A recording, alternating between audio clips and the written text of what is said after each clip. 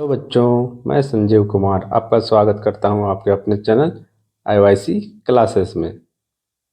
तो जैसा कि हम लोग जानते हैं, अध्याय 3 समाप्त हो चुका है। तो अब बारी है इसके प्रश्न अभ्यास की।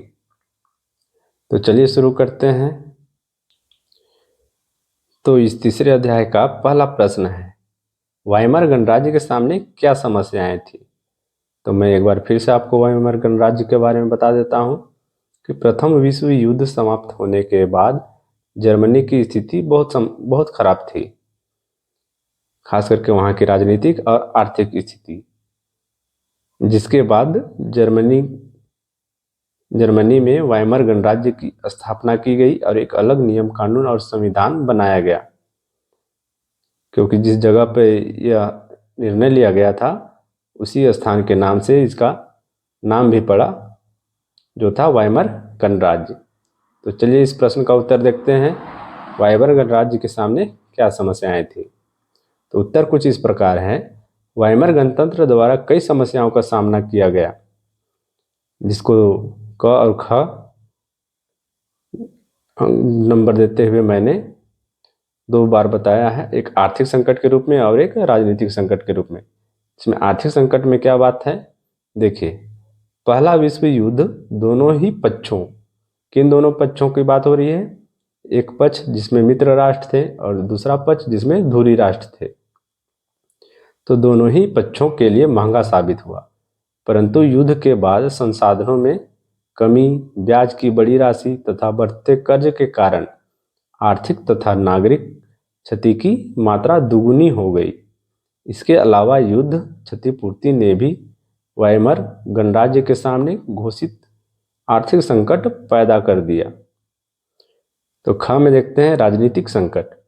यद्यपि राष्ट्रीय सभा द्वारा वाइमर गणराज्य का विकास तथा सुरक्षा के रास्ते पर लाने के लिए एक नए जनतांत्रिक संविधान का निर्माण किया गया, किंतु यह अपने लक्ष्य में असफल रहा।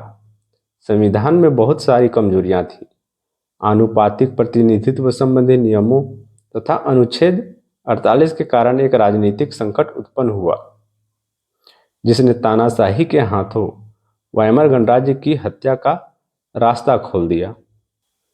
तो अब देखते हैं दूसरा प्रश्न। इस बारे में चर्चा कीजिए कि 1930 तक आते आते जर्मनी में नाथसीवाद की लोकप्रियता क्यों मिलने लगी। नाथसीवाद को लोकप्रियता क्यों मिलने लगी। तो उत्तर कुछ इस प्रकार से है। वाइमर गणराज्य की असफलता के बाद जर्मनी में एक राजनीतिक शून्यता की स्थिति थी। 1932 में हुए चुनाव में 32% मत प्राप्त कर नाथसी पार्टी सबसे बड़ी पार्टी के रूप में उभर कर सामने आई। इसने लोकतंत्र के बाद की शून्यता को जनमत का समर्थन हासिल कर भर दिया।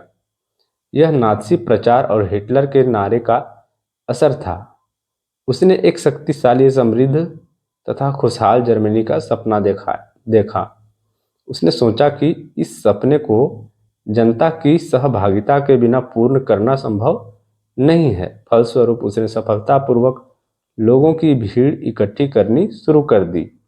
वह बड़ी चतुराई से अपने राजनीतिक विरोधियों को खत्म करने लगा।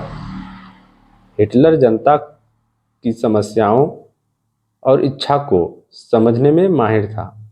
जर्मनी के आत्मसम्मान को युद्ध में पराजय तथा वर्साई की अपमानजनक संधि से गहरा धक्का लगा था।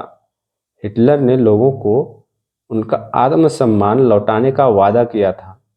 यह राजनीतिक और आर्थिक संकट का दौर था, जिसमें हिटलर के छद्म नारों ने अपना काम किया और जर्मनी में नाथसीवाद लोकप्रिय हो गया। तो बच्चों, आज की क्लास में बस इतना ही। इसके आगे के प्रश्नों को जानने के लिए आप लोग प्रतीक्षा कीजिए अगले क्लास का। और यदि आपको ये क्लास और पसंद आता है तो आप लोग ज़रूर इसको लाइक, शेयर एंड सब्सक्राइब कीजिए। तब तक आप लोग इसे पढ़ते रहिए।